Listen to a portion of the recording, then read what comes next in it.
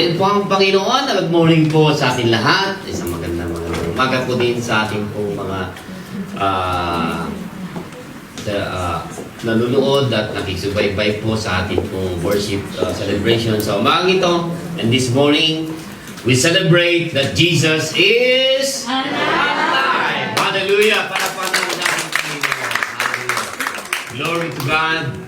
We celebrate because of His death on the cross. That means ng ating kasalanan ay pinatawad na ng ating pong Panginoong Diyos. Hallelujah! Tayo po ay nagbubunyi because He rose from the grave at tinalo niya ang kamatayan. Kaya nga po where always the sting of death? Asan po yung kamandag ng kamatayan? Ang kamandag ng kamatayan ay kasalanan. So wala na po yung kasalanan. Kasalanan, tayo na po ay nakatanggap ng pagpapala, buhay na walang hanggan. Amen? So bilang isang Kristiyano po mga kapatid, Christianity is a supernatural faith. Alam niyo po mga kapatid that a Christian is living in the supernatural being, in the supernatural realm I should say. Dahil po iba po yung di pa nakakilala sa Panginoon, they are living below the standard of this world. Dahil naamin sa nakikita nila, doon lang sila naniniwala. But we Christians, we believe first by faith. Bago mangyari. Amen? So ito po yung basis that firmly rooted in historical facts. Totoong nangyari at naganap. So ang ating pananampalataya ay dumedepende po sa ating paniniwala sa mga totoong katotohanan na naganap that we are celebrating today. Yung facts, yung katotohanan na si Jesus Cristo was crucified. Di po ba mga kapatid? He was crucified and we are celebrating. Dumaan na po isang linggo. Mayroon na pong Lunes Santo, Martes Santo. Dumaan ng Biyernes Santo. Paano yung may papaliwanag ng Biyernes Santo?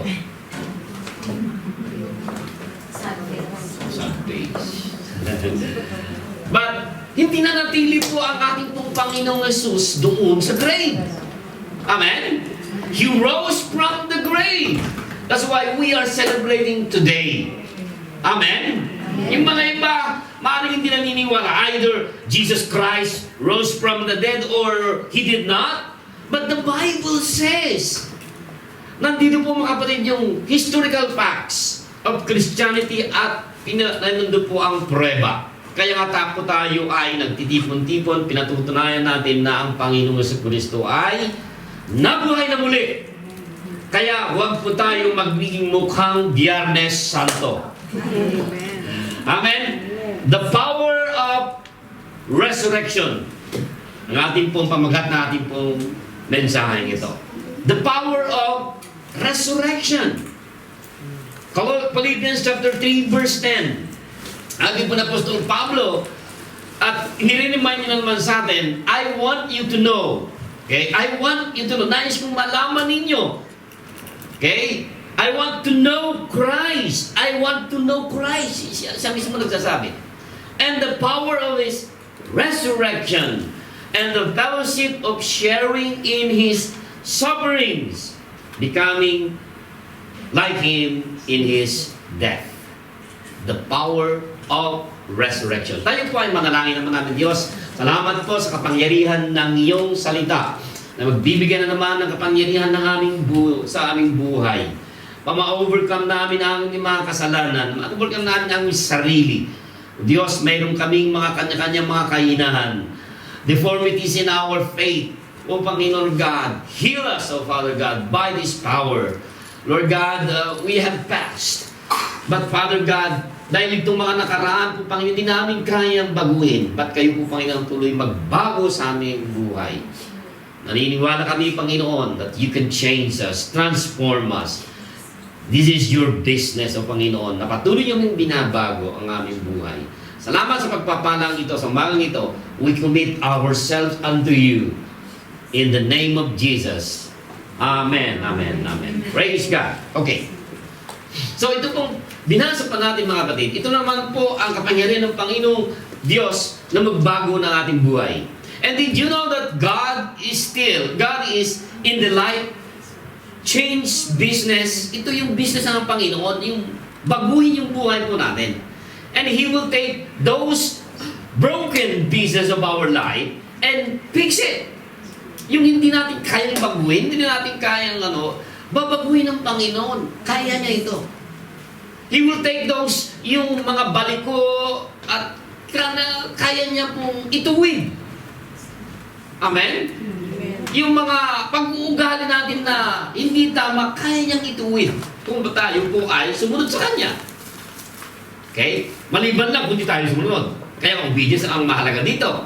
At kunin niya rin yung mga bagay na nabasa, those shattered dreams.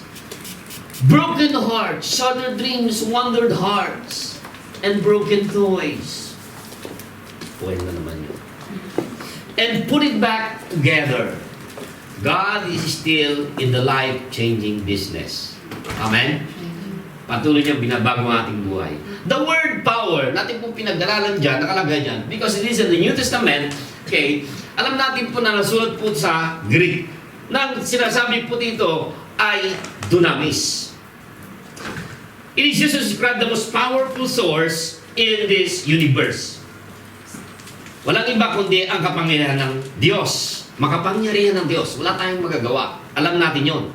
Pero yung mga iba, hindi naniniwala sa Diyos, ako ang makapangyarihan, ako ang kapangyarihan. Pero kapag between life and death, pag malapit ang mamatay, wala silang magagawa. Tama, mga kapatid? So it is God's power that caused the blind to see. It is God's power that made the lame, yung mga pilay, na hindi makalakad, lumpo, nakalakad. Kapangyarihan ng Diyos. Ayon sa mga, nung narito pang ating kong Panginoon Jesucristo. And it's God's power that healed those lepers. Okay, kung mayroon pong COVID ngayon, kapanahonan nila pag lepers, talagang incurable disease. Okay? But, nilinis ng Panginoon yung mga virus na mga yun. Ngayon po mga kapatid, it is God's power that resurrected Jesus from the dead. Kapangyarihan din ng Panginoon Diyos can take us and transform us into the people kung ano ang nais ng Panginoon sa buhay po natin. Dahil hindi natin kayang baguhin o i-transform ang buhay po natin. It is God's power that can change our lives from bad situation to good situation. Ngayon, yung salitang kapangyarihan na ito, dunamis. It is word from, ito nanggaling po, naalala niyo po yung dynamite. Alam niyo po ang dynamite? Dinamita. O yun, mas lalong nangyayari. Mas lalong dinamita. Diba? Pampasabog.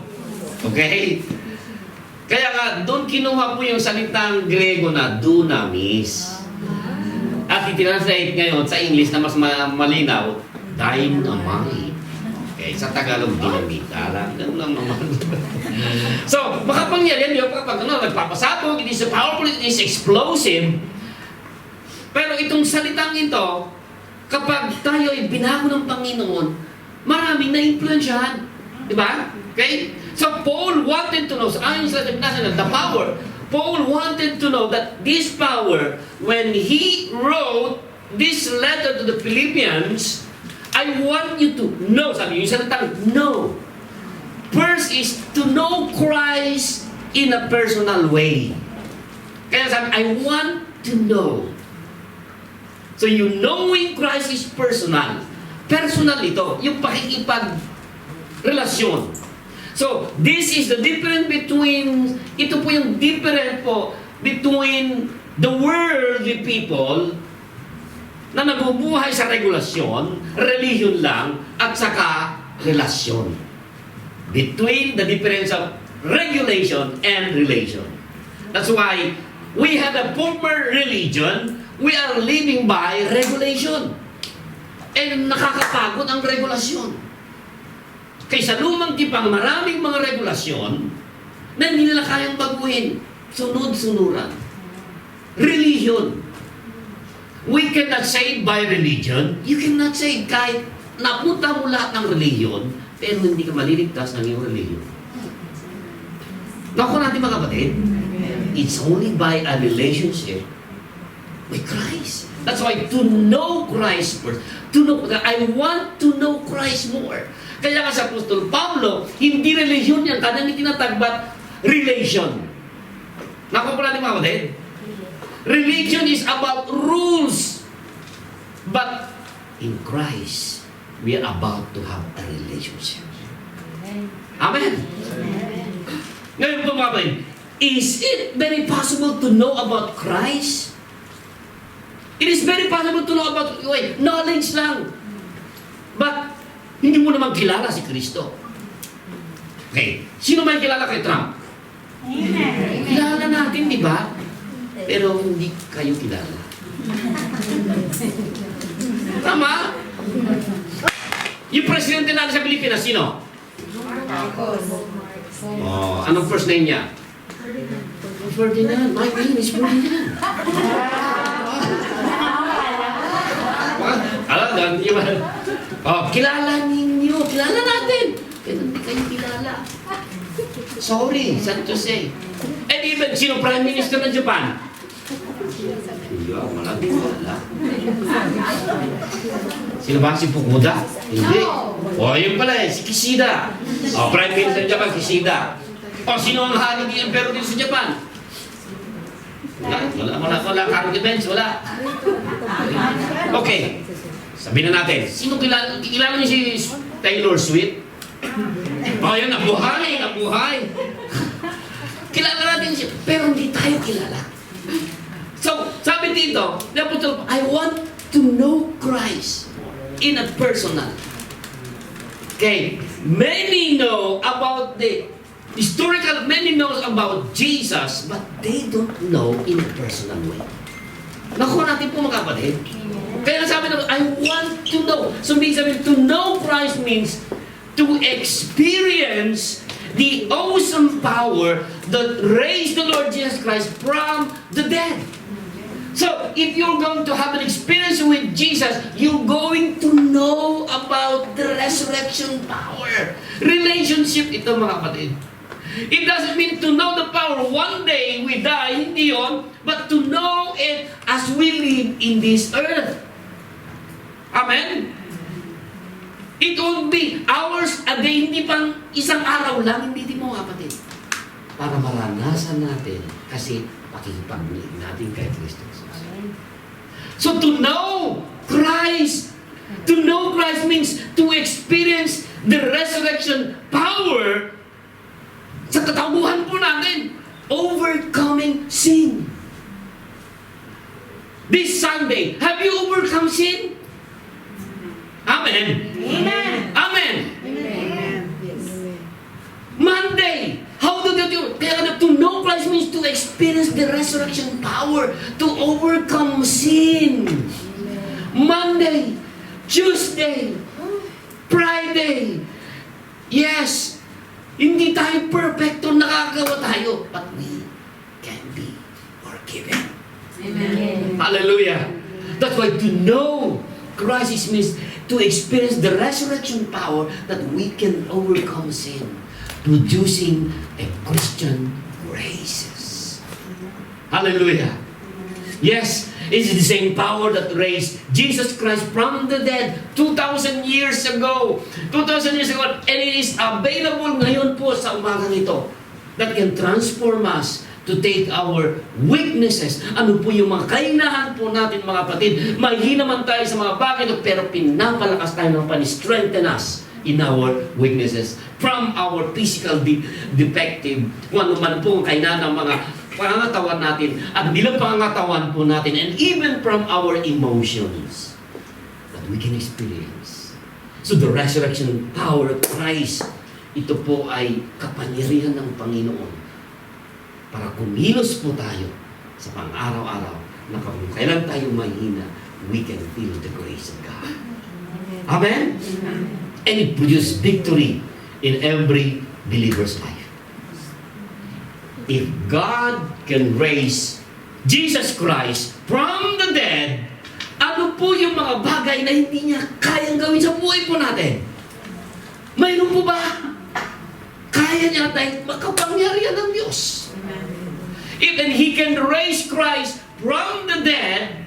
Ano po pa yung mga maging hadlang sa buhay po natin that is stop from living you, from living for Him? Amen? Ano pa yung mga hadlang? So, nothing is impossible with God. Palakpakan natin ang Panginoon. You want to know more Christ in the power of His resurrection? Fellowship with Him, with Jesus Christ. And of course, fellowshipping with Him, you can feel it by fellowshipping in the body of Christ. That's why you come every Sunday to celebrate. This is not only a one-day celebration. We celebrate that Jesus Christ is alive. Palakpakan natin ang Panginoon. This is the power of resurrection.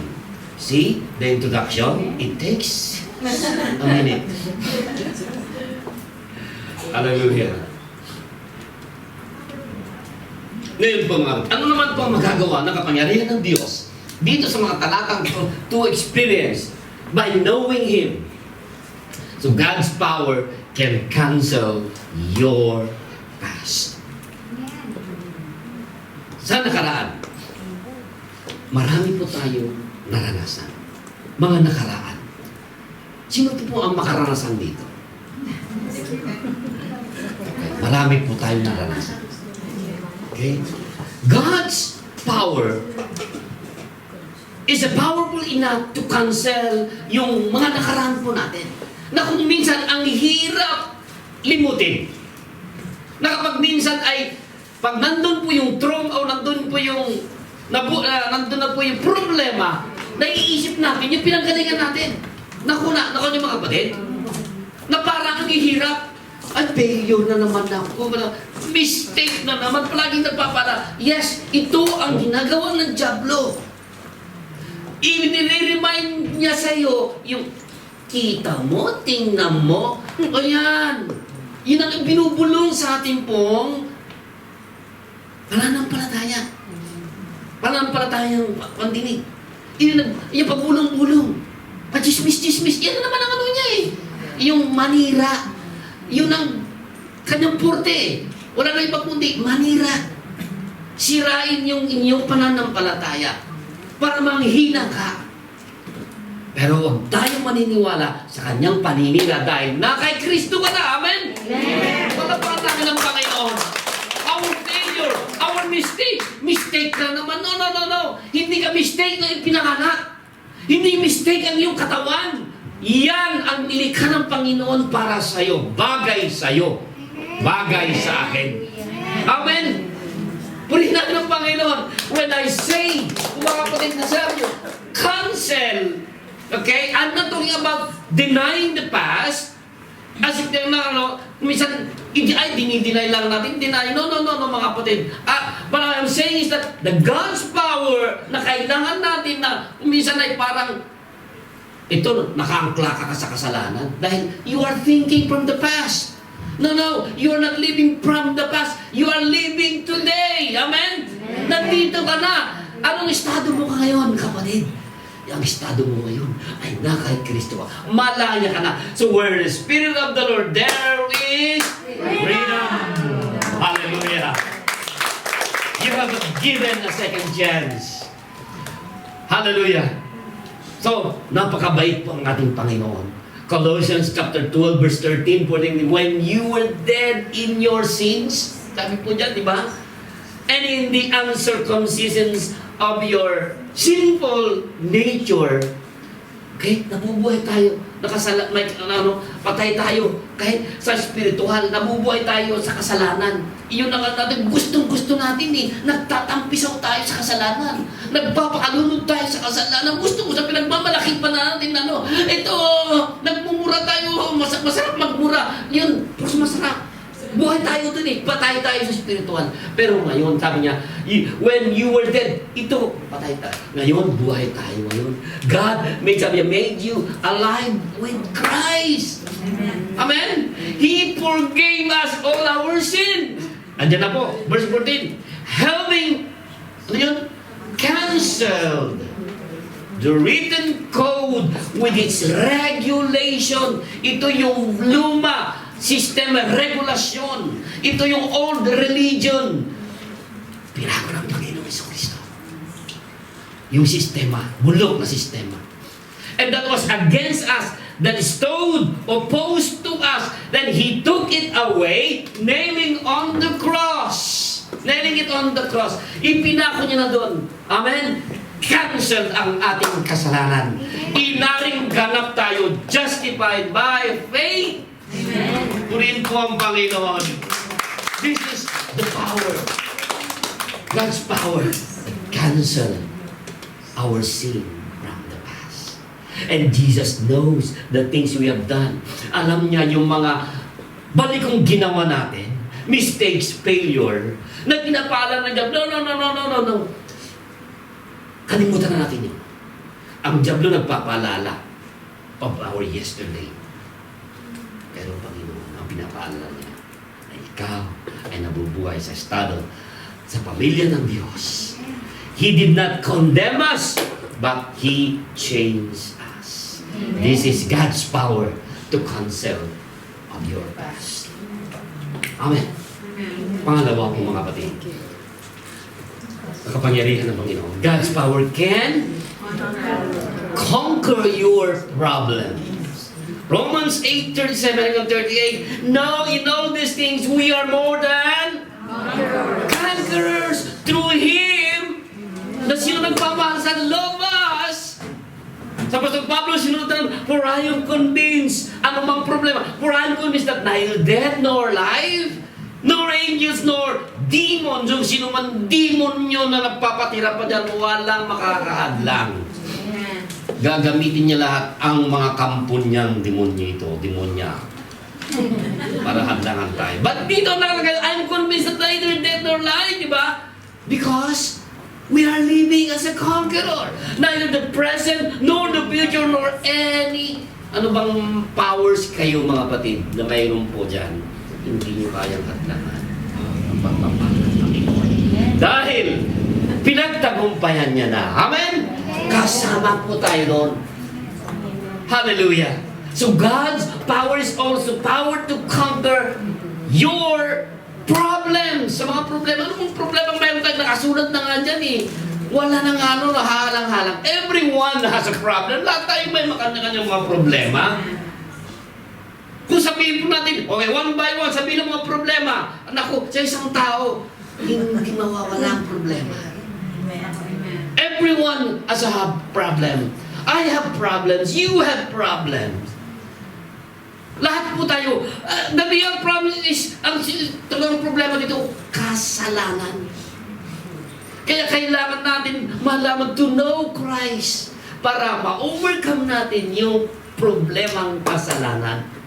Most of us try to solve our problems with our own power, pero wala tayong kayahan. Napapagod lang tayo. It leads to prostration. Mga kapatid, anong pong gawin natin? Pumunta ka, no Christ! Magpasakop na lang tayo. Magsunod sa Kanya. Kung naman po ang kalooban ng Panginoon to experience the power of His resurrection. How do we know when we are trying to solve our problems with our own strength? Paano natin malalaman sa kapangyarihan natin? Pagpagod ka na. Sino bang napagod na dito? Dumadami tayo minsan, di ba? Yes, sometimes. Nakakapagod ng buhay na ito. Mamamataraman. Pagod na ko sa trabaho. Tama, di ba? Pagod na ko sa kakarinig sa inyo. Di ba yung minsan yung malang sa trabaho, di ba? Yung daldal ng daldal, nakakapagod yung daldal na. Yung mga katabi po natin, mayroon yung mga daldal ng daldal, di ba? Mas marami yung daldal kasi trabaho. Yes. Amen. Yung mga tawag ng tawag, ng tawag, ng tawag. Diba? Tawag galing sa Pilipinas, daming tawag. Hindi mo namang kilala. Pero, tingnan po natin, the real problem is, alam niyo mga kapatid, hindi natin kaya talaga mga ito. We are tired. We are sick. Being paulit-ulit. We get sinusubukan natin ng pamaraan, pero dahil tao pa rin tayo. Amen. So God wants us to stop trying and start trusting Him always, trusting in Him always, obeying Him always. Amen? Kung ano man ang po ang may problema na yun. Kaya nga sinasabi ng Panginoon, di ba? Sinasabi niya, come to me, those who have many struggles, who have many problems. And huwag kayong pupunta sa akin. Dahil hindi ko kayo maintindihan lahat. Hindi naman ako banal na espiritu. Alam ko lahat ng kasagot. Kaya nga po mga kapatid, Christ is the answer. Kakantahin ko lang. Pumunta kayo, kakantahan ko kayo. Christ is the answer to all your longings. So, see? Christ is the answer to all your needs. So, see? Alam nyo na? Siya lamang ang kasagutan. Hindi ako ang kasagutan ng iyong pangangailangan. Amen. Amen? Problema. Itapon ang problema in Jesus' name. So that God's power, the resurrection power, na-experience natin. Yung resurrection power. Nakuha mo natin mga kapatid. That's why, ito po ang sinasabi. We feel there is nothing we can do about our situation or circumstansya. Okay? Anong gagawin po natin? We respond, I'm doing okay. Pero, outside lang yun. Pero sa loob, hindi mo alam. Ang daming reklamo. Mukbak kayo. Di ba? Nakakarating kanino. Ang bahala na kayo kung saan yung pinaparating. So when the question is, what are we doing po mga kapatid? Circumstansya po mga kapatid, hindi nawawala sa buhay po natin. Sometimes circumstance ay ginagamit ng Panginoon to advance our faith para magtiwala sa Kanya. Para maranasan natin siya to know Christ. See? Hallelujah. All of us are under circumstances. Lahat po tayo po mga kapatid. Although we cannot always control situation, but we can control how to react or respond. Marami pong mga reactor. Nagre-react ka agad. But to respond a situation through God's grace. Because we are more than conqueror. Amen? No matter how dark the situation may be, God can turn a dark into light. God can turn a bad situation into a good. That's why ang sabi ng Apostol Pablo, di ba? Ginagamit ng Panginoon yung mga pangit na bagay para makilala natin siya. Amen. Kasi kapag hindi natin dumidepende sa Kanya, lumalaki ang ulo po natin. Yes. Yes. Kaya mag-dependent sa Kanya always. No matter how hopeless po life seems, God is there. Nandyan lagi. Nandyan ang tulong. Tumawag lang po tayo sa Diyos. Huwag kayong tatawag sa akin. Tumawag sa Diyos.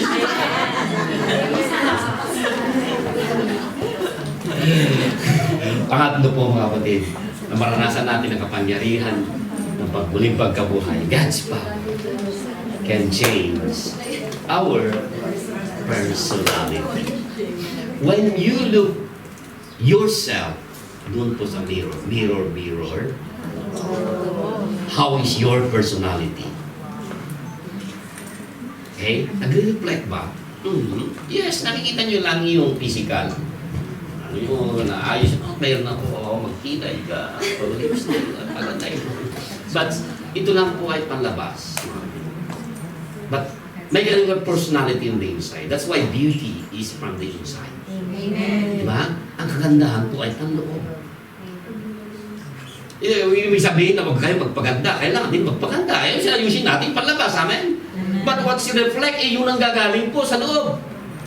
Amen. So God's power enables us to cancel our past, conquer problems, and of course, our personality can change.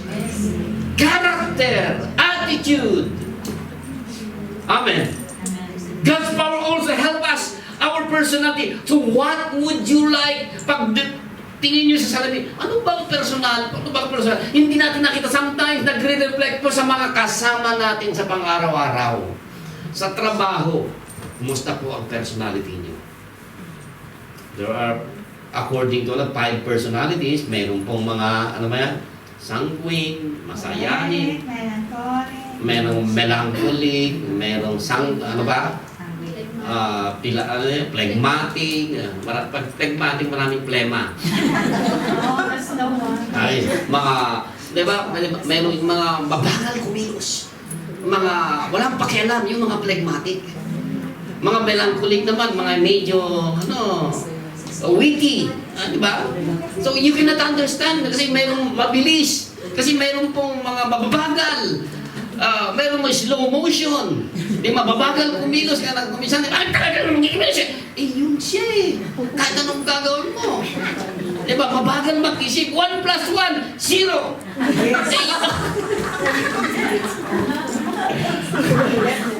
Ate, 2 plus 2. Hindi niya kaya kasi mabagal eh.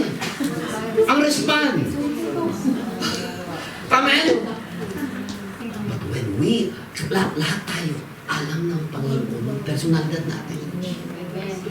God's power can also help us to change our will. Kaya pinag-isa po tayo because we are one body in Christ. Mayroon kang silbi sa Panginoon, may value ka. Amen. Amen? Glory to God. Change is not easy, but how are we going to change ourselves? When we are talking about real change, it takes time. Hindi isang idlip lang. Nung nakilala mo ng Panginoon, yung mga iba kasi, ang gusto nila kagad-agad. Ang gusto nila ipareha sa kanilang pananampalataya. No. Hindi kayo yung banal na espiritu. Nakuha niyo mga kapatid, ipamukha niyo sa kanila. Hindi ka banal na espiritu. Huwag ka naman ganun, baka niya nakaka-open. Amen? Sabihin naman natin, hindi kayo ang Diyos. Pero, ginagamit ako. Sabihin, ginagamit ako ng Panginoon pagsabihan ko. Ginagamit ng Panginoon ang circumstansya para baguhin din po tayo. Ginagamit ang mga kapatid natin. Oy, dahan-dahan ka naman magsalita. Hindi ba? So, kaya in a nice way naman. So, kuminsan, meron mo tayong mga dila na kuminsan matatalas ang dila na magsalita. Akala mo, di ba? Tagos, sir, very hurt naman ang ano mo, salita mo. Di ba? Nakaka-offend ka naman. Amen? 2 Corinthians 5:17, pinanggit po kanina ng ating pong di ba? Therefore, if any man be in Christ, being with Christ, you are experiencing Christ, you are a new creature. Bago nila lang. Nararanasan mo ngayon the resurrection power. You are a new creature. The old things are passed away. Yan na pinag-usapan natin sa una. Behold, all things are new. So, an initial turning point is when we commit our lives to Christ, you are beginning to know intimate relationship. We are not the same anymore. The new life has begun. This is why the Bible can still, sinasabi ng the Bible, born again. Amen? Hindi burnt. Again. Being born again doesn't mean that yung na-reincarnated mo. No. Kasi dito sa Japan, yung sabi na paniniwala nila, di ba? Reincarnation. Mamamatay ko, tapos pupunta ako sa kahoy, pupunta ako sa no. Pupunta ka sa ano mo gusto mo puntahan? Ipis? Hindi ganun. Yung nag-reincarnated once you died. Kaya bumasahan natin ang Biblia, di ba? Dito pa lang po mga kapatid. Sinabi ng Panginoon, you must be born again. Hindi ka ma-reincarnate. Malinaw sinabi ng Biblia, tama mga kapatid? It simply means get a change to start over. Ngayon na po mga kapatid. That's why to know Christ, itatama. Na-experience natin. It is a turning over a new life, but getting a new life, a fresh start. According sa sinasabi ng Apostol Pablo. It's a new beginning with a big difference. We now have a new creator and the indwelling of the Holy Spirit that is in you. So, ibig sabihin mga kapatid, being born again is like being born in the first time. That's why sinasabi nila, anong religion nyo? Born again? No, hindi religion ng born again. Kailangan ka lang maisilang na muli sa espiritual na pagkatao dahil mayroon po tayong physical na aspeto, mayroon tayong spiritual na aspeto ng pangatawan, kaya kailangan maisilang na muli yung spiritual na pagkatao natin. So, naunawaan niyo yung sinasabi ng Panginoon sa Kristo according to John chapter 3. Diba? Nung kausap niya, sino bang kausap niya? Si Pilosopo Nicodemus, hindi si Tasio. Diba? Kausap niya, nakipagtalastasan siya. Sino si Nicodemus? Maalam, matalino. Kumbaga sa kapanahonan natin yun, PhD. Ano yung PhD? Doctor of Philosophy. Doctorate. Alam niya ang Biblia, maalam. Pero kung kausap niya ang Panginoong Diyos, ang Panginoon sa Kristo, diba? Ang katalihon ng Diyos na kay Kristo, hawak niya, naunawaan mo ba yung sinasabi, what is being born in spirit, what's born in spirit, is spirit, and what is being born in flesh, flesh? Hindi naunawaan. So sinabi ng Panginoon sa Kristo, you must be born again. Sinabi niya kay Nicodemus, hindi pa rin naiintindihan. Kasi nga, flesh with flesh. Nakuha niya mga kapatid. Pinaliwanag ng Panginoon sa Kristo. Ganun pala. Sabi ni Nicodemus, ganun. So, lahat po tayo ay dapat isilang na muli para makilala natin si Kristo Jesus. Amen? In a personal relationship. Alam ba natin na? So, we have a new life and being changed. Kaya nga Romans chapter 12 verse 2, and do not be conformed to this world, but be transformed by the renewing of our mind para ma-prove natin kung ano yung kalooban ng Diyos, what is good and acceptable at pangulit. Perfect will ng Panginoong Diyos. Napakabuti ng Panginoon. Sa message salin, tingnan natin po lang ang translation namin. Do not become so well adjusted to your culture that you fit into without even thinking. When you are intermixed with a culture ba, nakagawian mo na yun eh. Yun na yun eh. Tama mga kapatid? Ano ba, pagkakain ka na, nandito kultura ng hapon, chopstick na kagad eh. Di ba? Alam, hashi kudasai, kagad na eh. Hashi. Ito ang hashi. Kultura yun, nakagawin without thinking. Diba? Kaya pag nakasalubong tayo, di ba? Di ba tayo, kultura natin ng Pilipino, kapag may kilala, di ba yung makilala? Pagka yung di ba? Taas ang kilay. Kilala. Pero pag kultura ng Hapon, kapag do desu ka? Nihonjin. Solo? Desho? Nihon no bunka dottaro ga, domo, shimasen. Philippine no bunka wa. Di ba? Without thinking, nakagawian. Kaya nga dito sabi na po, adjusted to your code that you fit into without even thinking. So, we are mixed in a cultural world of sinners. Instead, sabi dito, fix your attention on God because we are heading a place, a beautiful place, not with the culture of this world. So you will be changed from the inside out. Okay? Readily recognize what He wants from you and quickly respond it. Unlike the culture around you. But why? Sometimes we are, pag minsan naiipit tayo sa kultura ng mundong ito. Okay? Hindi natin alam na mayroon kung minsan mga, di ba, under the table, na kultura, hindi mo na inaasahan. Okay? Kaba anong kultura sa nagtatrabuhan nyo, nakagawian nila, ito nakagawian nila. Di ba, there are meron news na ano ba yung big motors? Kultura daw nila yung chismis na yun. Ano ba? Big motors? Bakit na-bankrupt? Ano ba chismis nyo? Hindi ba wala kayo alam? Hindi na ko alam. Yung business na yun, pag nagpagawa ka ng shotgun, sisirain nila.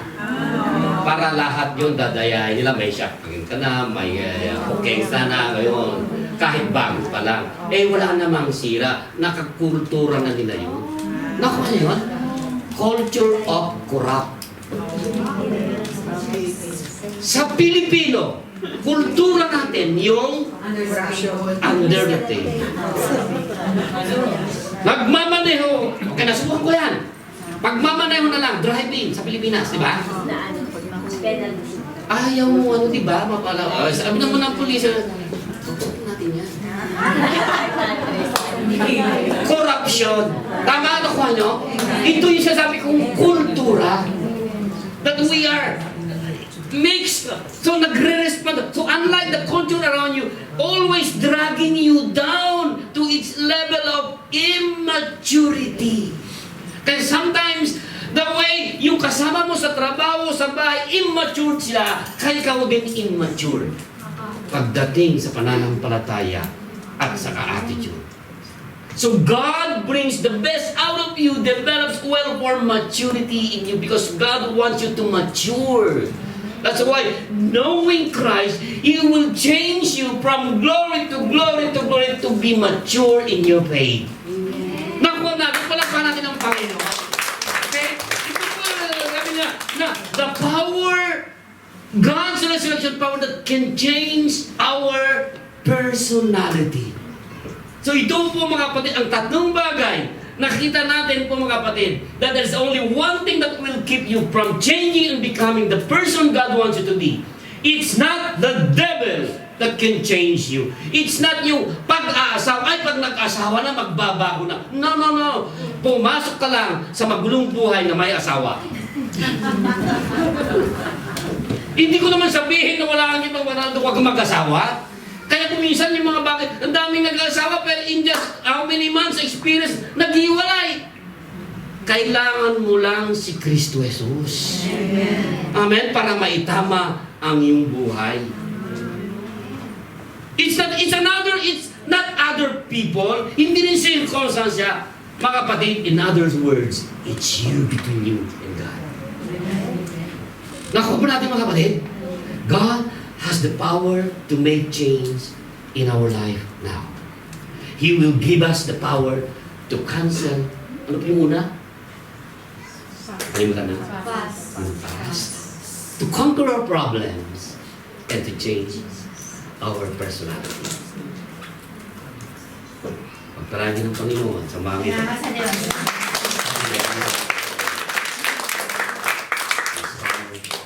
A new life. Being in you, creator in Christ. I want to know that. Hallelujah. Glory to Jesus.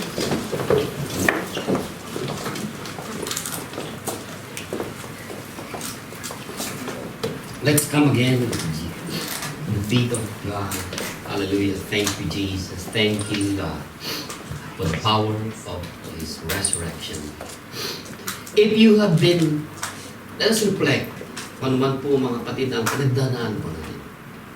Unable to let go from your past. Kasi nakaraan yung nandun na sometimes those those buried in our memories, keeping us, reminding us, on the back of our memories, minsan pabalik-balik. But God offers complete cancellation, forgiveness. He can put that life back together again. It's never too late when you come to Jesus Christ. It's never too late. Always come to Jesus. Start over again. Nandyan, mabiyaya po ang Panginoon. You are never a failure. We are never a failure. Because when we will go to Jesus and come to Jesus, your life means a lot. Because God values every soul. He died for you, just to save you. God sent His only begotten Son. But in spite of the sins, the failures, the mistakes, the past, but here Jesus Christ has overcome it. God's power reminds us that no situation is hopeless. Sa buhay po natin mga kapatid, tiwala lang po tayo sa ating pong Panginoon Diyos. You don't have to be controlled by our circumstances, by our fear. Umalang mo po tayong mga kinatatakutan. No problem is too big for God. Walang malaking problema sa Diyos. He's still in the business of changing us from His glory to glory. Ano po bang hinihintay natin po mga kapatid? Lumapit tayo sa Jesus Christ. Sabihin lang, take my life, O Lord. We know po, Panginoon, na hindi namin kayang baguhin. Wala kaming saysay sa mga nakaraan. But you canceled all those. This is our problem of sin. Gamitin mo, Panginoon, ang aming buhay sa iyong kapurihan para kayo, O Panginoong Diyos, ay maluwalhati sa aming buhay. Take those good and those bad and the ugly. Take every part of our life, O Panginoong Diyos. In the name of Jesus, may the transforming power of the resurrection ay makita po sa buhay po namin. In Jesus' name. Amen, amen, amen. God bless you.